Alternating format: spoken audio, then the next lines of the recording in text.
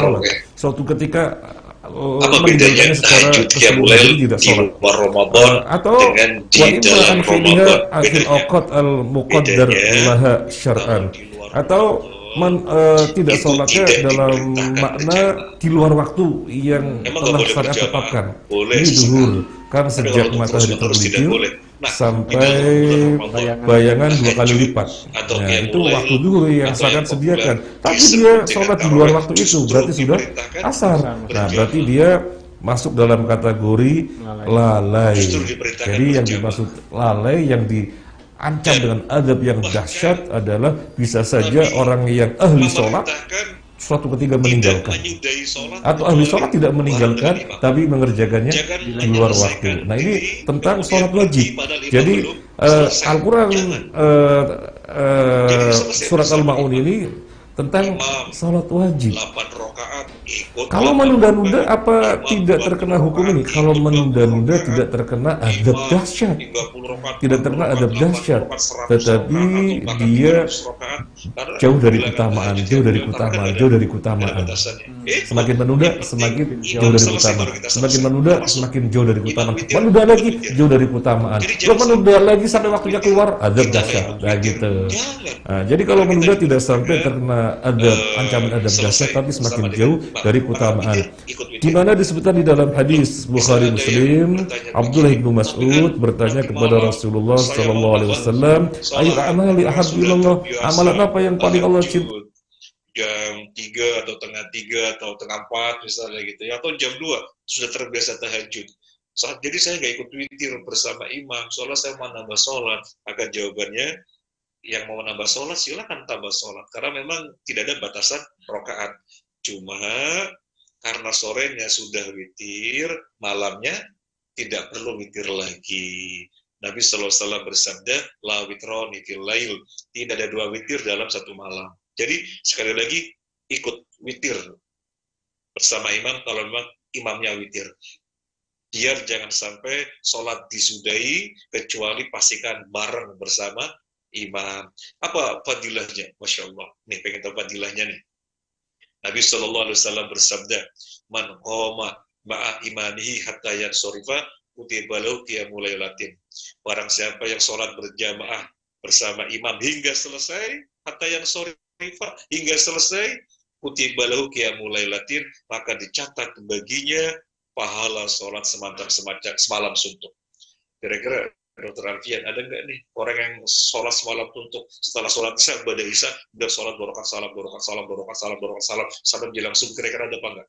Mungkin ada ya, tetapi ya jarang, karena memang berat sekali. Tapi Masya Allah para jamaah, pahalanya bisa didapatkan dengan cara sholat tarawih selesainya bareng dengan imam. Selesai bareng dengan imam. Sekaligus membicarakan masalah sholat tarawih, silahkan mengejar rakaat yang banyak, tetapi dengan memperhatikan rukunnya. Soalnya informasinya ada sebagian komunitas kaum muslimin yang mau mengejar rakaat banyak ya, mungkin 20 rakaat atau lebih, tapi akhirnya ada rukun yang kelewatan, yaitu tumakninah. Wah, nggak sah itu, karena tumakninah itu rukun. Rukun itu perkara yang tidak boleh tidak harus ada. Seperti misalnya orang mau makan, rukunnya ada apa? Orang mau makan rukunnya ada apa? Ada nasi, ya. Kalau nggak ada nasinya, ya nggak jadi makan dong. Mau makan, dan ada piring, ada gelas, ada sendok, nggak ada nasi, ya nggak jadi. Jadi rukun itu sesuatu yang harus ada. Nah, tumakninah itu termasuk rukun. Nah, ini kita sampaikan kepada kaum muslimin, silahkan mengejar rakaat yang banyak, karena memang rakaatnya tidak ada batasan, tetapi tetap dengan memperhatikan tumakninah. Ini amalan prioritas yang kedua. Yang pertama tadi apa? Puasa. Yang kedua tarawih atau tahajud atau qiyamul lail. Yang ketiga, amalan prioritas yang ketiga adalah sedekah. Bulan Ramadan syahrus sedekah. Bulan Ramadan adalah bulan sedekah. Jadi bulan Ramadan identik dengan sedekah. Kalau kampus ITS identik dengan warna apa ya? Kalau hang tuah itu kan biru. Kalau UI kuning. Kalau udah biru dongker. Oh, biru dongker ya. Ya baik. Jadi ada identik. Nah, sekarang bulan Ramadan itu identik dengan sodako. Sebagaimana tadi dua yang pertama, Ramadan identik dengan puasa, identik dengan taraweh, juga identik dengan sodako. Ibnu Abbas radhiyallahu an menuturkan, karena Rasulullah sallallahu alaihi wasallam ajwadan nas, wa kan ajwada ma yakunu fi Ramadan. Rasulullah sallallahu alaihi wasallam adalah manusia yang paling dermawan, dan beliau lebih dermawan lagi di bulan Ramadan. Tidak ada sepanjang perjalanan sejarah kehidupan manusia dari zaman Nabi Muhammad SAW sampai hari kiamat nanti orang yang lebih dermawan dari beliau, nggak ada. Beliau orang yang paling dermawan, dan sudah begitu keadaannya sebagai orang yang paling dermawan yang tidak terkalahkan, lebih dermawan lagi di bulan Ramadan. Ini menunjukkan Ramadan adalah bulan sedekah. Pengen mengetahui bagaimana berdermanya Nabi. Beliau berderma dengan kadar yang sangat tinggi, tidak terkalahkan. Di antara riwayat yang ada kita bisa menyebutkan misalnya yang menunjukkan begitu beliau seorang yang dermawan.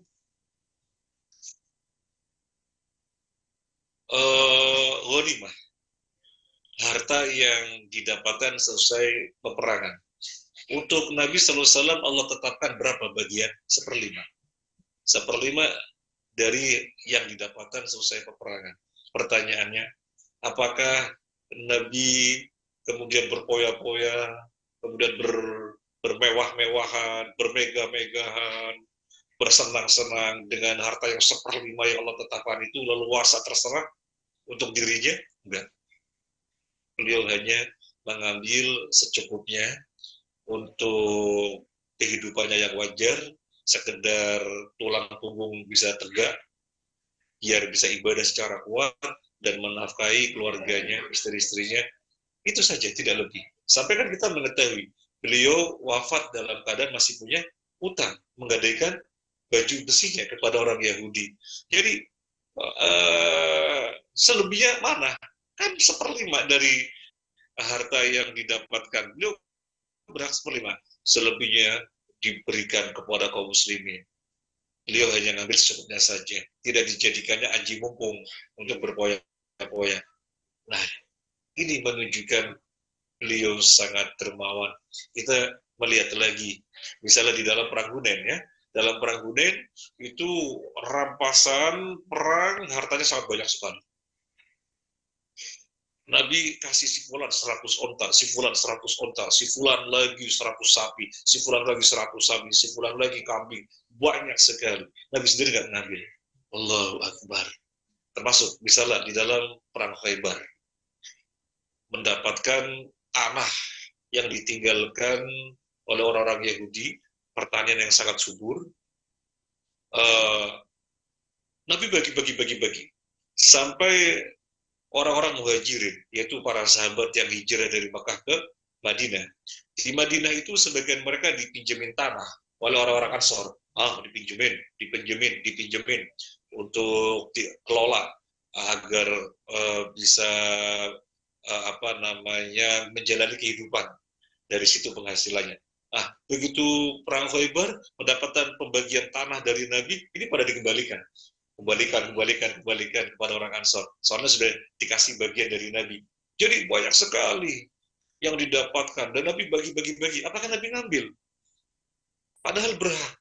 Nah, inilah yang menunjukkan beliau itu orang yang sangat berderma, hanya mengambil untuk dirinya secukupnya saja, padahal dirinya berhak. Selebihnya diberikan kepada orang yang membutuhkan. Sampai dalam satu riwayat disebutkan, ada pimpinan kaum datang kepada Nabi, minta Nabi kasih, datang lagi minta Nabi kasih, datang lagi minta Nabi kasih. Nabi selama memberinya terus. Kemudian pimpinan kaum ini mengatakan kepada kaumnya bagaimana? Pimpinan kaum ini mengatakan kepada kaumnya, wahai kaumku, masuk Islamlah kalian. Karena Muhammad itu kalau ngasih gak takut miskin. Ini yang mendapatkan kesan siapa? Orang non-Muslim. Orang non-Muslim mendapatkan kesan tentang berdermanya beliau yang tidak takut miskin. Sehingga memerintahkan kaumnya, ngajak kaumnya, wahai kaumku, masuk Islamlah kalian. Soalnya Muhammad itu kalau ngasih tidak takut miskin. Nah ini diantara riwayat tentang berdermanya beliau dengan kadar berderma yang sangat tinggi. Sayyid Abbas mengatakan manusia yang paling dermawan dan beliau lebih dermawan lagi di bulan Ramadan. Untuk itu, Masyarul muslimin rahimakumullah, semoga Allah merahmati kita semuanya, amin ya rabbal alamin. Nah, kita mumpung dapatin Ramadan nih, ngikuti jejak Nabi. Kalau di luar Ramadan, kita setiap hari sudah berinfak, misalnya berapa setiap hari? Setiap hari misalnya kita sudah berinfak 10.000 misalnya. Dalam bulan Ramadan, di 2 kali lipatkan, 3 kali lipatkan, 4 kali lipatkan, sesuai dengan kemudahan yang Allah berikan kepada kita. Mumpung dapati bulan Ramadan. Itu sifatnya harian. Ada yang sifatnya infak pekanan, ada yang sifatnya infak bulanan, ada yang sifatnya sedekah tahunan, kan begitu ya. Sedekah tahunan yang wajib ya zakat. Nah intinya kalau di luar Ramadan kita sudah hebat, suka berinfak, kita grafiknya tinggi di dalam bersedekah, maka bulan Ramadan upayakan grafiknya lebih tinggi lagi, perhatian kepada infak lebih kencang lagi. Soalnya bulan Ramadan identik dengan bulan sedekah. Sudah 3 ya, amalan prioritas 3. Sekarang yang keempat. Amalan prioritas yang keempat itu apa? Membaca Al-Quran. Di dalam riwayat yang sama, yaitu Ibnu Abbas radhiyallahu anhu. Ibnu Abbas menuturkan bahwasanya Nabi Shallallahu Alaihi Wasallam didatangi malaikat Jibril setiap malam. Untuk apa? Untuk menyimak bacaannya Nabi Sallallahu Alaihi Wasallam. Beliau membaca, Jibril Alaihissalam menyimaknya. Kapan? Setiap malam di bulan Ramadan. Maka bulan Ramadan identik dengan bulan Al-Quran. Bulan Ramadan identik dengan bulan Al-Quran. Dan Allah sendiri ketika berbicara tentang Ramadan, apa dia berfirman? Syahrul Ramadan alladzi unzila fihi al-Qur'an hudal lin-nasi wa bayyinatin minal huda wal furqan. Ramadan, bulan yang di dalamnya diturunkan Al-Quran. Nah, jadi Ramadan identik dengan Al-Quran. Dan para orang-orang soleh, as-salafus soleh, pendahulu kita memberikan keteladanan yang luar biasa. Kenal Imam Syafi'i apa tidak? Semuanya pasti kenal dong. Imam Syafi'i dalam bulan Ramadan setiap hari hatam 2 kali. Sekali hatam berapa juz? 30 juz. Kalau 2 kali hatam, ya 30 juz, 30 juz. Allahu Akbar. Jadi siang malam membaca, termasuk di dalam sholatnya, sehari hatam 2 kali. Itu Imam Syafi'i rahimahullah ta'ala. Kemudian yang pendahulunya Imam Abu Hanifah, hatam Al-Quran setiap hari sekali hatam. Imam Ahmad, generasi atau murid Imam Syafi'i, hatam Al-Quran setiap hari. Kemudian Imam Bukhari, muridnya Imam Ahmad. Kita kan sering baca hadis yang Rawahul Bukhari, begitu ya. Imam Bukhari membaca Al-Quran hatam setiap hari sekali. Nanti malamnya juga baca, tetapi 3 malam hatam. 3 malam hatam. Kalau untuk siang harinya, setiap hari hatam. Di malam harinya juga baca, tetapi 3 malam hatam, 3 malam hatam, 3 malam hatam. Khusus di bulan Ramadan. Kira-kira kita hatam berapa kali nih? Tergantung kita. Kalau kita menguatkan motivasi, mumpung dapat di bulan Ramadan. Kalau mereka bisa sekian kali hatam, saya kok kayaknya nggak bisa ya. Soalnya saya busy man ya. Saya busy woman ya. Nah, saya berapa hatam? Maka jawabannya, kalau memang sibuk sekali ya, jangan sampai ketinggalan, minimal sekali hatam. Itu sudah minimal. Masa mau ditawar lagi? Sudah minimal sekali hatam. Loh gimana biar sekali hatam? Bisa dengan cara yang tidak memberatkan bersama dijalaninya gitu ya. Mungkin termasuk PPDS itu sangat sibuk sekali ya. Sibuk sekali. Saya menyaksikan sendiri memang. Menyaksikan sendiri PPDS itu sangat sibuk sekali. Kadang-kadang saya melihatnya kapan tidurnya, kadang-kadang begitu ya. Kapan tidurnya ini ya? Ya memang demikian ya. Ya, karena kita lama bergaul dengan teman-teman PPDS di Objin, di PT Cafe, ya. Jadi melihat sendiri, Insya Allah. Baik, sibuk sekali, ya tetap bisa dan nggak memberatkan. Caranya gimana? Gini, satu Al-Quran ini ada berapa juz? 30 juz. Satu juz berapa halaman? Enggak, satu juz 20 halaman. Satu juz 20 halaman. Nah, sholat sehari semalam ada berapa kali? 5 kali. 5 kali. Nah, sekarang 20 halaman dibagi 5, kan 4. Setelah zuhur baca 4 halaman. Setelah asar baca 4 halaman. Setelah maghrib 4 halaman, isya 4 halaman, subuh 4 halaman. Misalnya terpotong, wah isya langsung taraweh. Ya nanti berarti setelah taraweh dong. Wah setelah subuh ada kegiatan, ya nanti setelah kegiatan dong. Pokoknya diatur ngitungnya sholat 5 kali sehari semalam. Jadi ngikutin 5 kali sholat, maka setiap waktu 4 halaman, 4 halaman, 4 halaman. 4 kali 5 berapa? 20. Udah tuh, 1 juz tuh sehari. Nah, 1 hari 1 juz. Kalau 30 hari, hatam. Dengan tidak beban, dengan tidak terganggu aktivitasnya. Jadi aktivitas yang sangat berat, yang sangat padat berjalan dengan semestinya, dan Al-Quran juga hatam. Tapi memang kuncinya yang pertama adalah menyadari mumpung dapati Ramadan. Itu kunci yang pertama. Itu yang dihadirkan dulu. Mumpung dapati Ramadan, bulan musim ibadah, bulan yang luar biasa. Baik, ini amalan prioritas yang berapa ya? 4. Sekarang yang kelima ya. Amalan prioritas yang kelima, apa? I'tikaf. I'tikaf secara khusus maksudnya. Karena i'tikafan ada secara umum. Kapan saja kita masuk masjid, nggak ada batasan waktu, nggak dibatasi durasinya berapa lama. Yang penting kita mau i'tikaf, putus urusan dunia, di masjid saja, fokus baca Al-Quran, fokus sholat, fokus zikir, itu namanya i'tikaf. Kapan saja. Dan nggak ada persyaratan mesti puasa, nggak ada. Kapan saja masuk masjid. Ya bisa setengah jam, bisa 1 jam, terserah. Kapan saja. Nah, yang dimaksud di sini, i'tikaf khusus. Kapan para jamaah? 10 hari terakhir bulan Ramadan. 10 hari terakhir bulan Ramadan. Dimulainya kapan? Dimulainya malam 21. Jadi begitu maghrib, azan berkumandang, Allahu Akbar, Allahu Akbar. Nah, itu kan pergantian tanggal. Nah, itu namanya tanggal 21 Ramadan. Nah, seorang muslim, muslimah sudah berada di masjid. Sudah berada di masjid. Keluarnya kapan? Keluarnya 1 Syawal.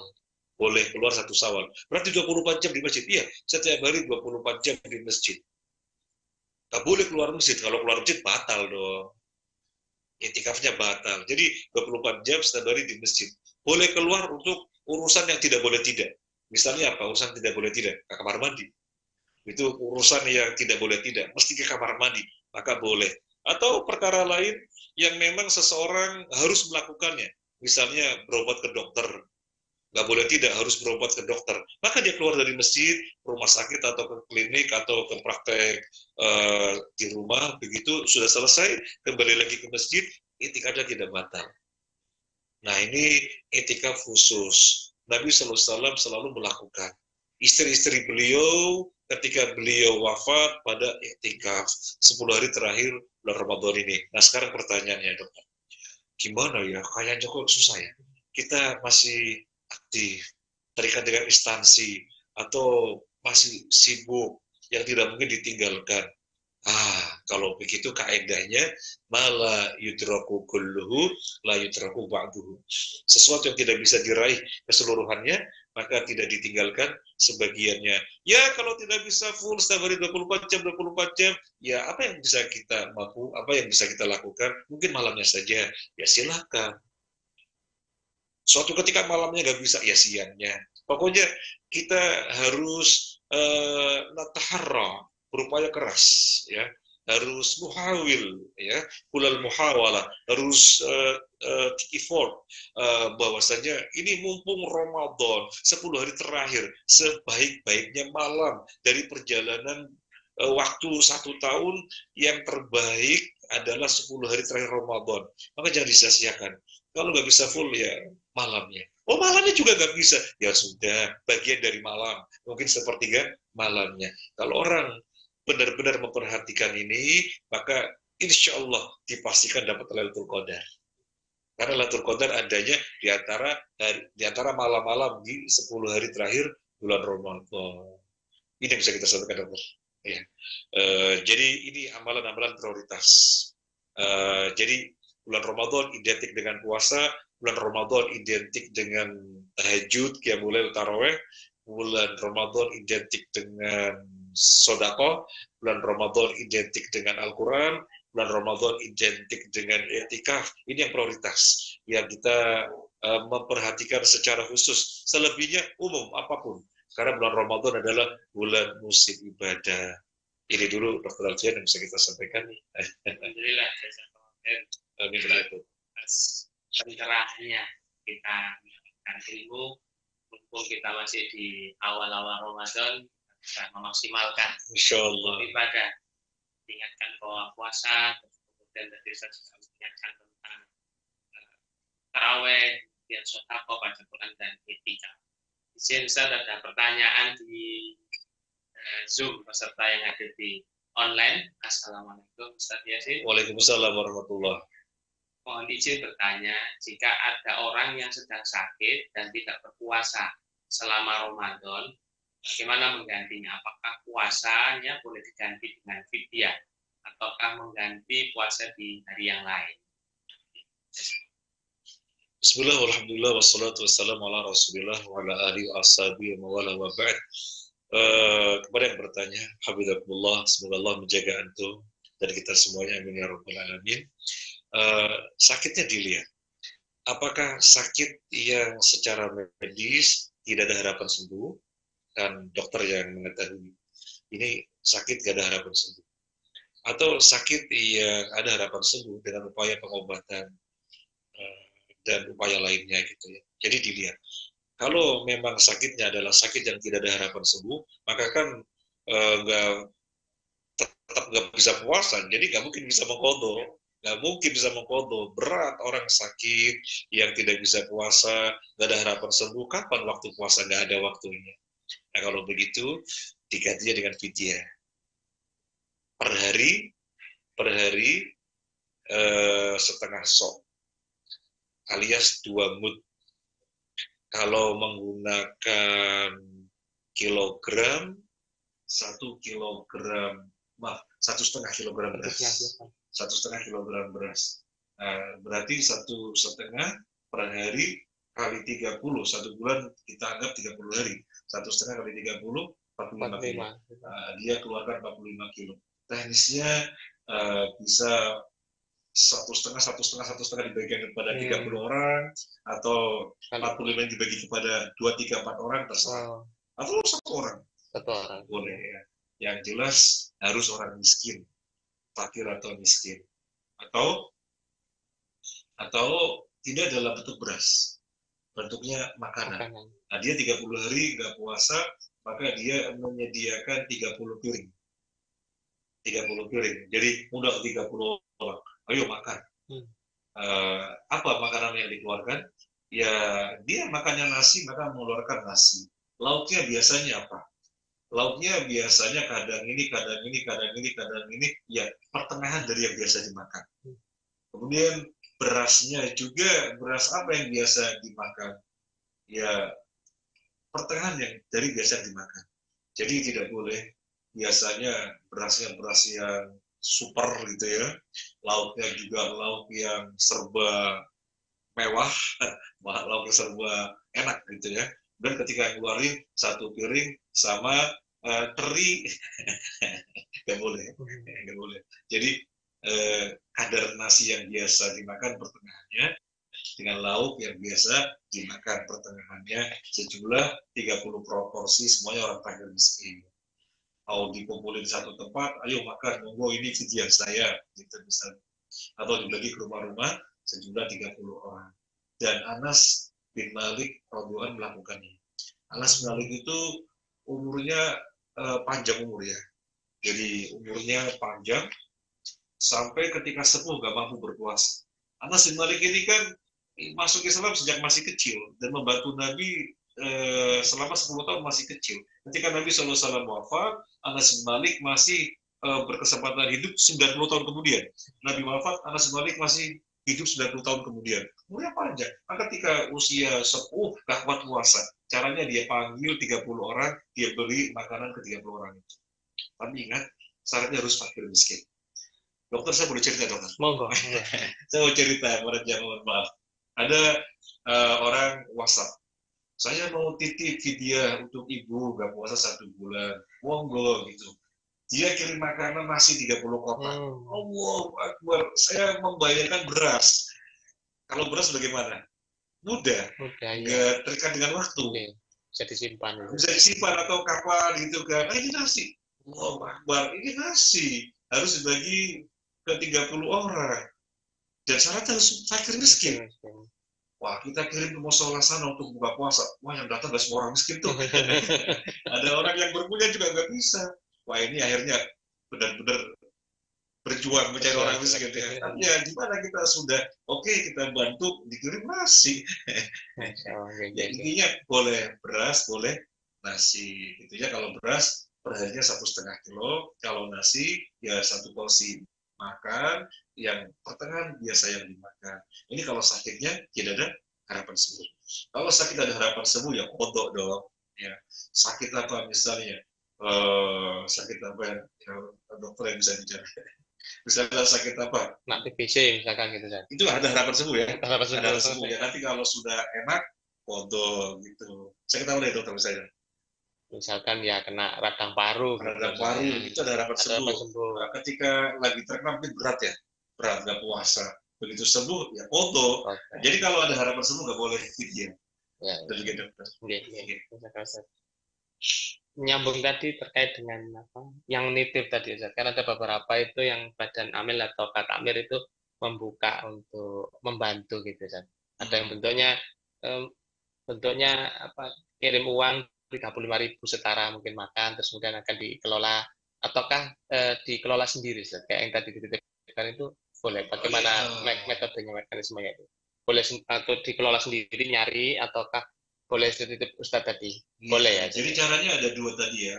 Mengeluarkan beras 1,5 kilo per hari, atau matang ya Ustadz ya. Apa namanya? Makan matang ya. Iya, makan sudah matang. Caranya 2 ini. Kalau misalnya orang tidak sempat beli beras, karena orang sibuk sekali, keluarganya sibuk sekali nggak sempat beli beras, kemudian apalagi masak, nggak sempat lagi. Kemudian titip ke takmir atau banyak, saya titip uang untuk dibelikan. Jadi di sini bukan memberikan uang, bukan memberikan uang, tetapi titip untuk dibelikan beras. Akhirnya takmir atau panitia membelikan beras karena dititipin ya, kemudian dibagi-bagi. Karena nggak boleh memberikan dalam bentuk uang, nggak boleh. Sama seperti zakat fitrah. Zakat fitrah itu yang dikeluarkan apa? Beras. Boleh nggak orang ngasih duit? Ini saya ngasih duit untuk sekian orang, nggak boleh. Harus beras. Loh, tapi saya nggak sempat beli beras, saya sibuk atau saya buru-buru mau pulang kampung misalnya gitu. Nanti ketinggalan kereta, ketinggalan pesawat. Ya, tetap nggak boleh. Harus beras. Loh, caranya gimana? Titip. Nah gitu. Titip ya, saya titip dulu, tolong belikan beras pada panitia. Maka dari sini kita kalau boleh menyampaikan, takmir atau panitia seyogianya menyediakan beras. Jadi kalau ada orang titip nggak repot-repot. Nah, dibelikan kepada beras milik panitia. Demikian. Ini menyambung pertanyaan yang sama tadi terkait dengan fidyah. Ini ada seorang ibu, kemudian karena 2 tahun yang lalu Ustaz, itu hutang puasa. Kemudian tahun yang kemarin itu tidak bisa membayar, tidak bisa mengganti, tidak bisa mengkodok. Tidak bisa mengkodok karena hamil waktu itu. Hamil, terus kemudian sampai puasanya sekarang. Jadi masih ada hutang 2 tahun yang lalu. Beliaunya bertanya, apa saya mengganti kodok ataukah fidyah? yang 2 tahun yang lalu sudah lewat itu. Pertanyaannya, yang lalu tidak berpuasa sebabnya apa? Oh, itu sakit. Oh sakit, jadi sakit. Sakit tidak berpuasa, boleh karena sakit. Ibadah, mohon maaf, ibadah yang tidak ada,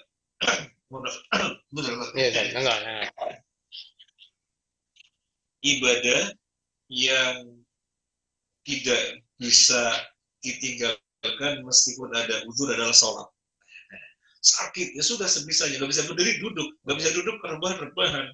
Jadi sholat itu nggak bisa ditinggalkan. Dalam keadaan genting, perang tetap sholat. Tapi kalau puasa boleh ditinggalkan. Sakit silakan nggak puasa.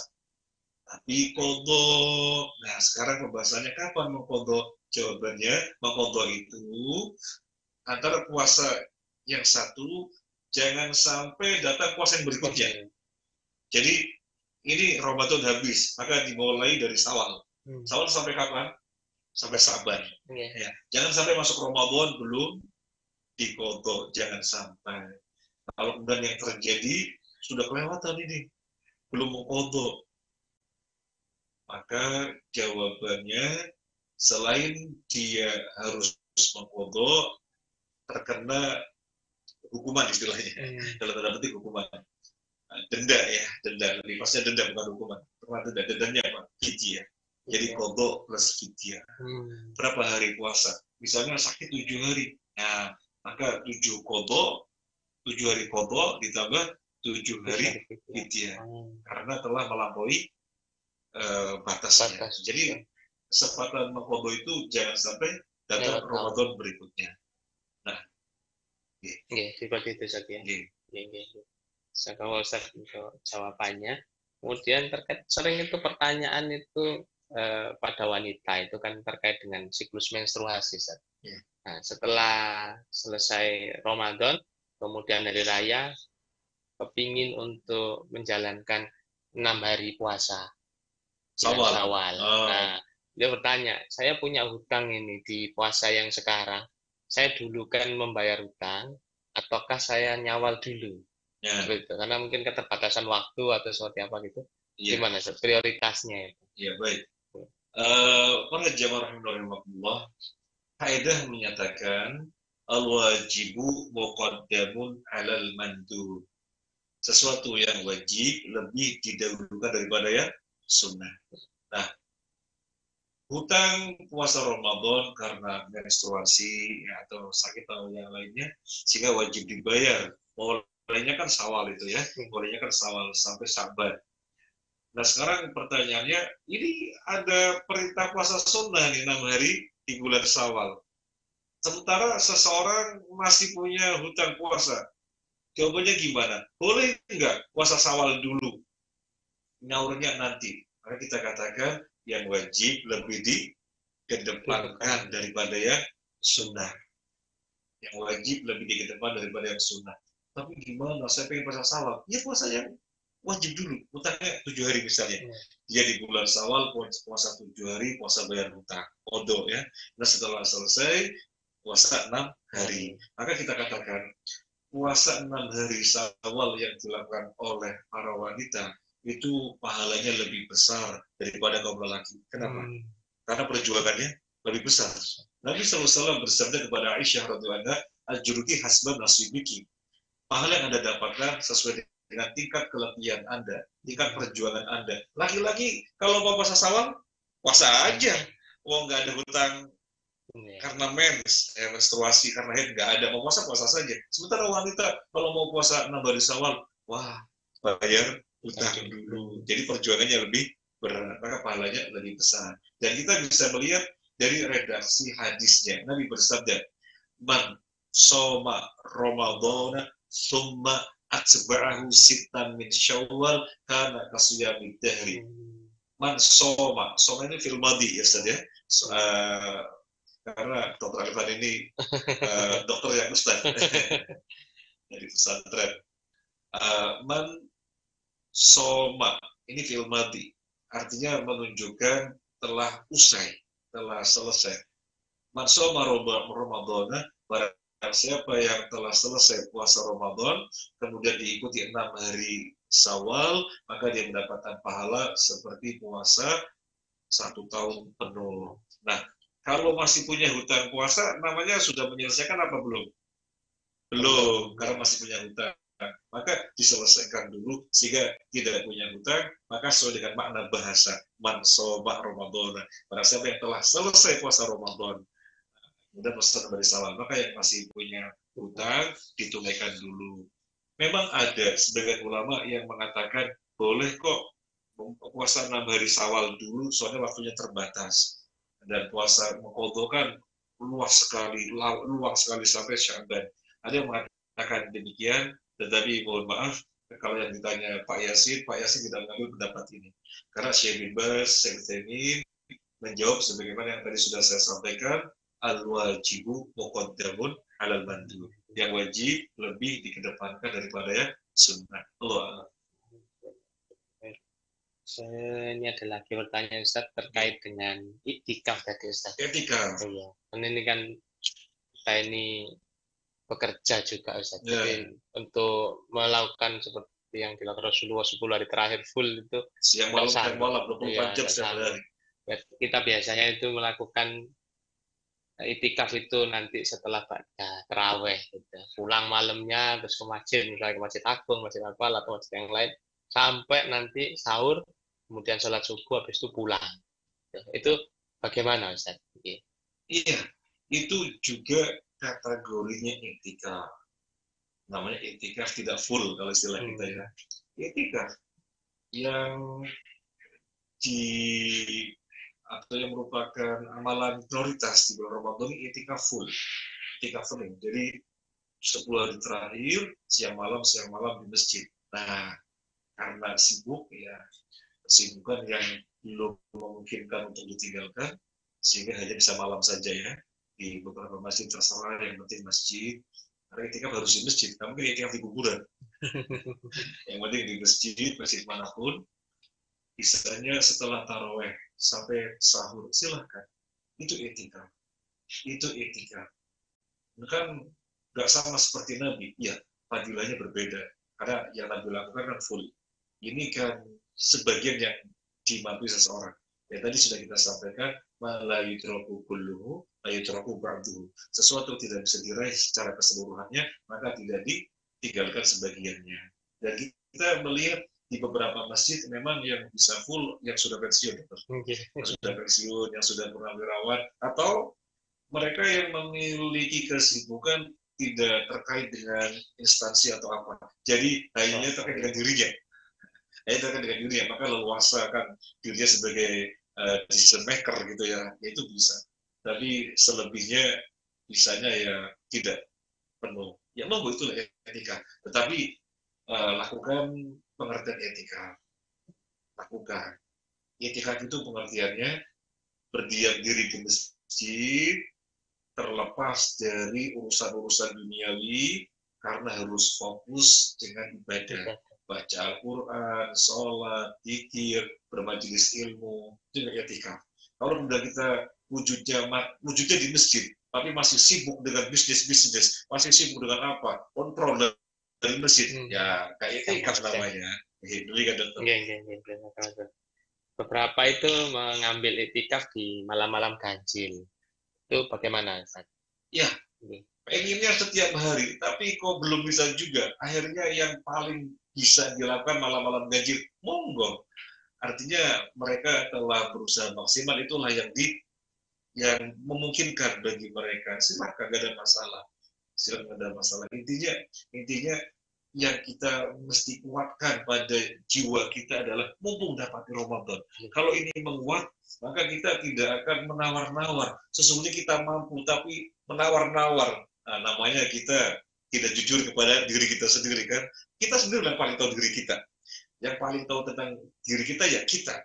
Mampu, ya berarti mampu. Jangan sampai sebenarnya mampu kemudian menawar-nawar pada dirinya.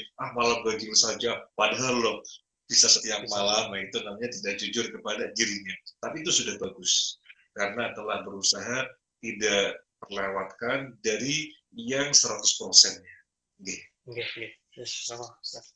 Mungkin pertanyaan terakhir terkait dengan bagaimana tips untuk menggapai Lailatul Qadar, Ustaz. Mumpung ada bulan Ramadan gitu. Kan disebutkan Lailatul Qadar itu malam yang terbaik ya, Ustaz, ya. Ya, betul sekali. Lailatul Qadri khairum min alfi syahr. Malam Lailatul Qadar itu lebih baik daripada 1000 bulan. 1000 bulan itu mungkin sekitar 83 tahun ya. 83 tahun lebih 4 bulan mungkin begitu. Artinya apa? Artinya orang beribadah di saat Lailatul Qadar turun, maka ibadahnya lebih baik dari ibadah yang dilakukan selama 83 tahun. Pernah nggak kita ibadah 83 tahun? Mikir-mikir umurnya saja nggak nyampe gitu ya. Misalnya, seandainya nyampe 83 tahun, apa untuk ibadah terus ya? Jangan-jangan banyak perkara mubah yang begitu. Tetapi ada amalan yang kalau kita mendapatkan nilainya sama dengan ibadah yang dilakukan 83 tahun, bahkan lebih baik dari 83 tahun, yaitu beribadah di saat Lailatul Qadar turun. Adanya di malam-malam ganjil 10 terakhir bulan Ramadan yang syariat merahasiakannya. Apakah malam 21, 23, 25, 27, 29 dirahasiakan. Nah, karena dirahasiakan, berarti bagaimana? Kan kalau jelas 27 atau 29, ya pilih salah satu dah. Mungkin 27, 29 atau dua-duanya diambil 27 dan 29. Ini kan dirahasiakan. Maka karena dirahasiakan, lebih baik ya berusaha di malam-malam ganjil itu. Sekarang ada semacam fenomena. Dan ini datang pertanyaan dari jamaah. Tapi kan mulai Ramadannya beda. Gitu ya. Malam ganjilnya mana? Beginilah yang paling aman setiap malam sudah. Jadi tips untuk mendapatkan Lailatul Qadar setiap malam pastikan lagi ibadah. Mungkin sholat, mungkin baca Al-Quran, mungkin zikir, berhalaqah ilmu.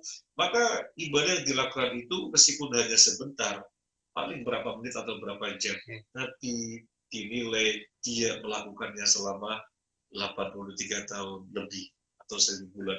Ya. Jadi luar biasa sekali. Makanya kan para sahabat senang kedatangan bulan Ramadan. Abu Hurairah menuturkan para sahabat senang dengan datangnya bulan Ramadan. Kenapa? Ya diantaranya ini. Ada malam yang tidak pernah dijumpai dimanapun kecuali di malam Ramadan. Maka semoga Allah memberikan kita taufik agar bisa melakukan amalan prioritas tadi, selain amalan-amalan yang umum, juga memberikan kekuatan kepada kita agar semangat meraih Lailatul Qadar. Alhamdulillah, Ustaz.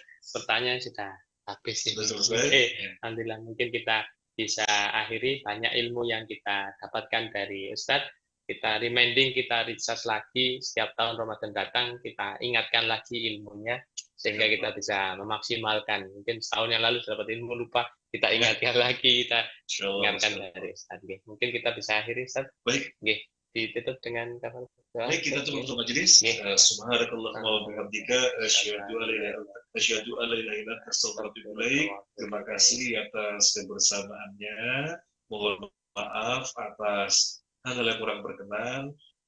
Saya ucapkan terima kasih yang sebesar-besarnya kepada Departemen Paru, Rumah Sakit Dr. Sutomo yang memberi kesempatan saya untuk berbagi ilmu meskipun sedikit ini ya, tapi semoga bermanfaat. Terima kasih Dr. Alfian. Terima kasih banyak ya.